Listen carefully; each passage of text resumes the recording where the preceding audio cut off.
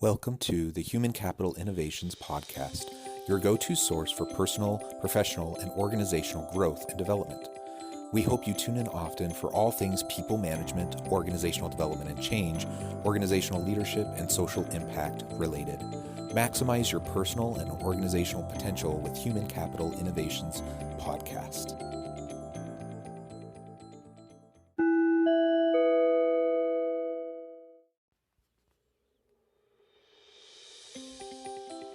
Welcome to the Human Capital Innovations Podcast. In this HCI Inc. Insights podcast episode, I explore Simon Sinek's recent Inc. video, How to Show Vulnerability as a Leader.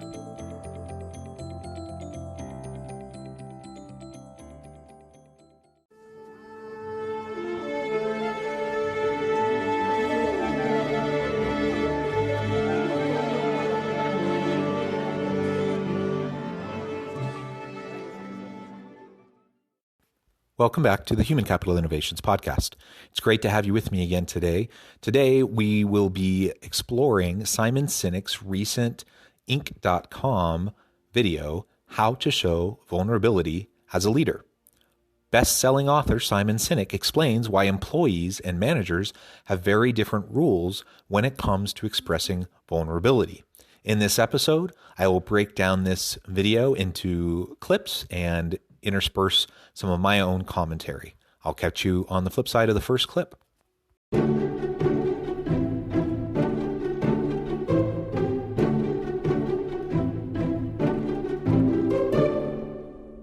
One of the things that everybody has to remember when you occupy a position of leadership is a whisper becomes a shout.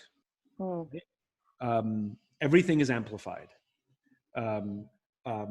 Sarcastic comments that you might have been able to make in the past, you can't make them anymore. The little things, the game changes, because a whisper becomes a shout. In other words, it's a higher standard. Leadership is a higher standard. Whether you like it or not, that's the reality. And sometimes it can feel a bit unfair because, let's face it, leadership is hard. And when we're leading in times of crisis, such as during a global pandemic, and we're trying to help to support and sustain all of our people who are going through personal challenges, health challenges, economic challenges, the reality is we're going through those same challenges and we're feeling a great and tremendous amount of pressure trying to keep the business afloat, trying to make payroll and trying to meet the needs of everyone around us. Leadership is hard, but the reality is there is a different standard for leaders than there are for the general employee throughout the organization. And so leaders need to live up to that standard. And when they don't, whether that's fair or not, when they don't, it erodes institutional and interpersonal trust, and it can cause all sorts of problems for employee engagement, satisfaction and morale, and other productivity measures. So we always need to be on our A game when we're leaders. But that doesn't mean that we always have to put on a positive face and say everything is okay, even when it's not. Because in fact, that actually will erode trust more because employees aren't stupid and they know when things are hard. They know when things are challenging and they want you to shoot straight with them. You can't come to work and say, oh my God, guys, it's all over. It's all over. It's all over. It's all over. And just claim you're having a bad day. Anybody else in the company can do that. Somebody, a junior person in the company can come in and be like, it's all over. It's all over. And we're okay with that. We'll be like, don't worry, man. It's okay. We'll get through this. But if the leader does that, panic ensues, even if it's just somebody having a bad day. Yeah. And so we have to be aware of that. Also, we can't be excessively positive because that's not true either. So while there is a higher standard and we can't yell fire in a crowded room, so to speak, we do have to recognize the responsibility we hold and the impact that our words and actions have on those around us. We also can't just pretend like everything is okay. We basically just have to be straightforward. We need to be truthful and authentic. And we have to be measured. And so, if we're having a bad day, we can't just say every last thing that comes to the top of our mind. We have to monitor ourselves and practice some emotional intelligence. And and ultimately, we can continue to work well with our people as we try to assure them and help them to feel like, we can do this, we can weather this. But that's not to say that we have to pretend like everything is okay when it's not. Again, our people know the difference. And so we just need to be authentic with them. We need to just try to foster trust. And we don't foster trust by telling them things that aren't true. We need to tell them the way it is. And we need to trust in our people that they're adults, that they're grown-ups. They can deal with difficult situations. They can deal with uncertainty. And ultimately, together, we can get through this, and we communicate that. That's what it's going to take.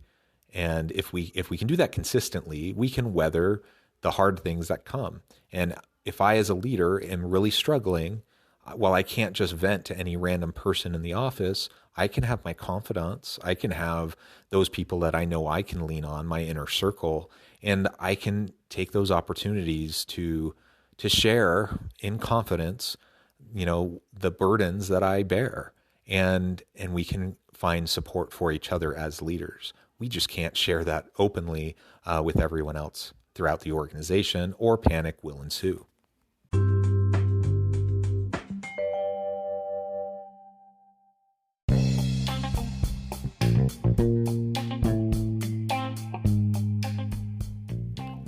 I'm excited to announce the publication of my new book from HCI Press, The Alchemy of Truly Remarkable Leadership: Ordinary, Everyday Actions That Produce Extraordinary Results. Consider how the nature of work has shifted over the past 50 years. With increased globalization, rapid technological advancement, and the shift in economic composition, the average job of today looks very different than the average job of 50 years ago. What will the jobs and organizations of tomorrow look like? Moreover, what does this all mean for organizational leaders?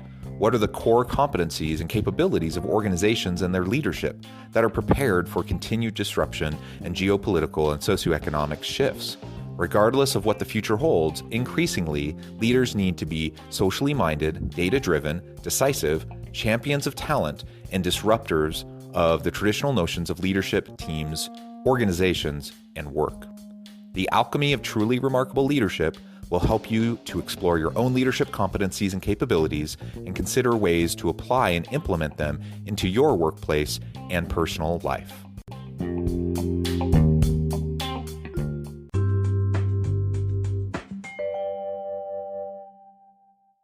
I think the biggest mistake that leaders make is they think they have to have all the answers, and if they don't, they pretend that they do.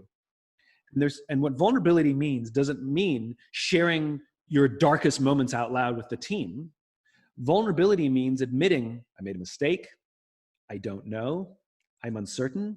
That's what it means. And to come out and say, guys, this is a difficult time, a very difficult time. I'm being tested more than I've ever been tested. So it's about being authentically vulnerable with our people, not over disclosing and oversharing all of our burdens, all of our challenges with everybody. That just isn't going to be effective. That's not going to help you or them or the organization. But to be authentically vulnerable and to admit that, yeah, this is tough. This is a hard thing. We're facing it. We're facing it together. We can weather this together. And then ultimately, we will have a plan. We're going to put together a plan and have a path forward. Being authentically vulnerable also means that you have to own up to mistakes. People will be generally quite forgiving as long as you can be vulnerable and admit when you've made a mistake or you've done something, you've made a decision that ultimately didn't pan out, that it didn't prove to be successful. Now we need to pivot. Now we need to go a different direction, especially when they can see that you authentically care, when they see that you're someone that's trustworthy. They're going to give you a lot of leeway to try to figure things out. And when you're open with them and transparent and you acknowledge when you make mistakes, you ask for their understanding, and then you roll up your sleeves and get to work together to have a better outcome, people will generally handle that just fine, because people are adults, they're mature, and people want to support their leaders when their leaders are worthy of their trust and support. And I'm not 100% sure of the decisions I have to make. Here's what I do know. I believe in our vision. I believe in our team.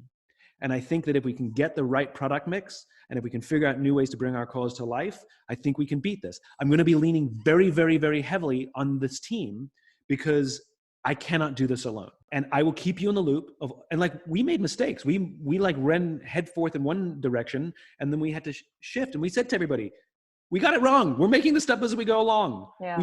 And we'll explain why we were wrong, and we'll explain why we changed.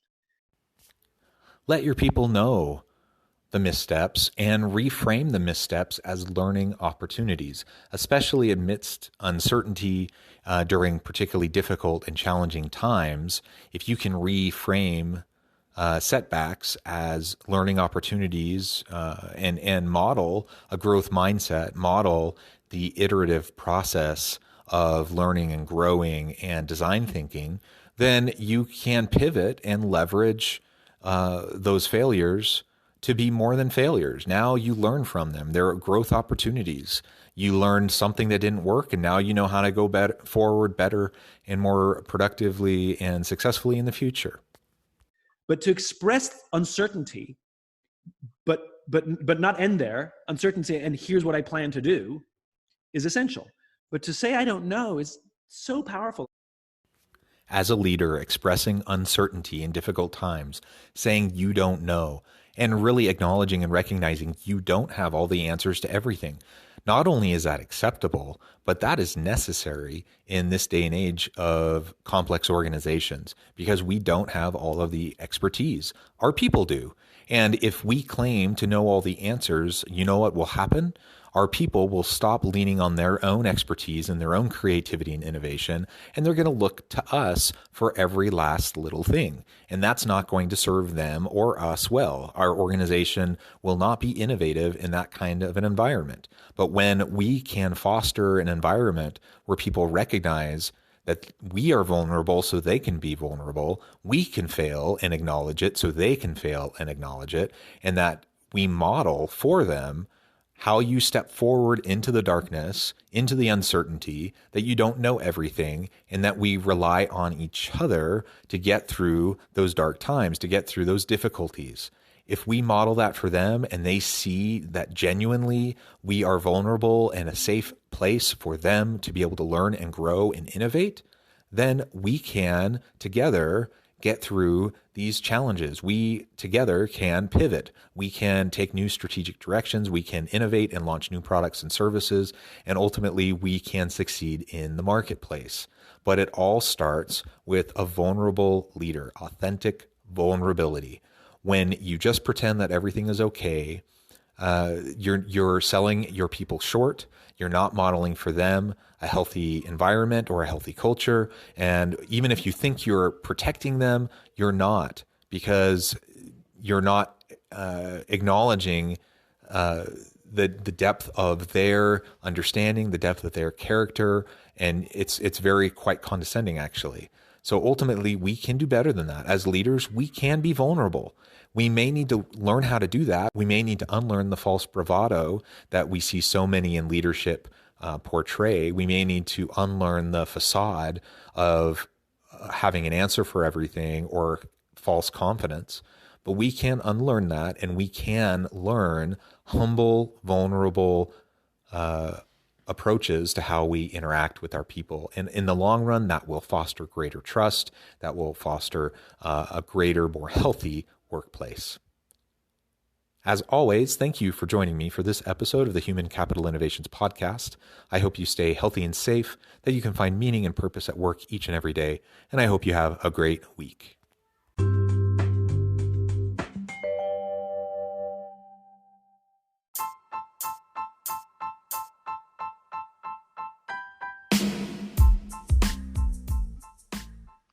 We are excited about the launch of HCI's new magazine, Human Capital Leadership.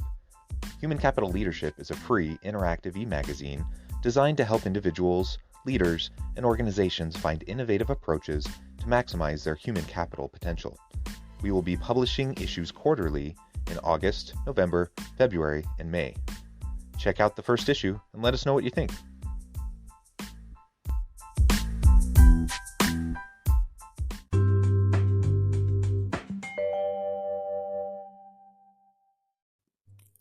Thanks again for joining us for this episode of the Human Capital Innovations Podcast. I hope you stay healthy and safe and that you have a great week.